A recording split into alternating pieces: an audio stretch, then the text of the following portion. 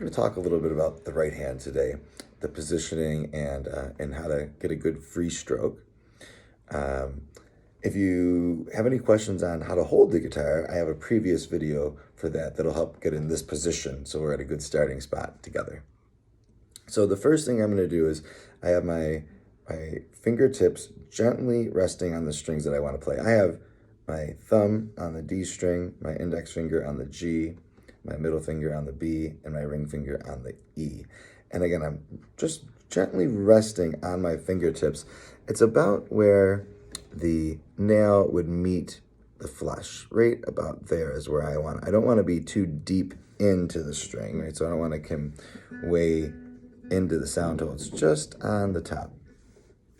I have my thumb is in a thumbs up position, so it's not behind the fingers, it's in front.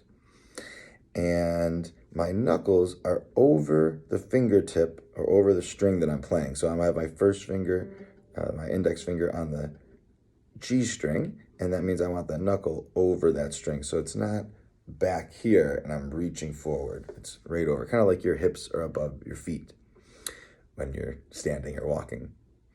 And then the motion is going to be kind of like one hand clapping. So it's from these big joints.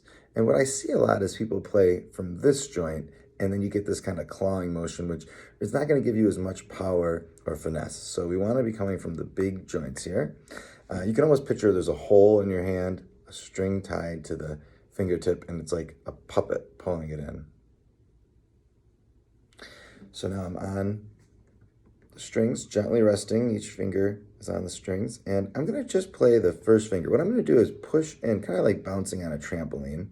And now when the string is depressed, just slightly, not too hard, I'm letting it slide off the string, and my finger's going to go into my palm. That's the really important part here. So it's sliding off into my palm. It's not coming up towards me. See how bright and nasally that sounds if I go straight against the string. It's at an angle, like I'm slicing it this way. And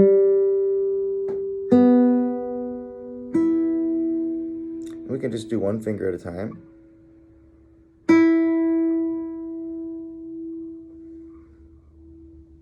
The middle finger. You notice nothing is really happening back here, right? I'm not bouncing my hand. It's staying really still. It's only coming from here. And when I do play the thumb, it should end up on the outside of the finger. So we don't want to come back here because we're going to get caught and we won't be able to get our thumb out.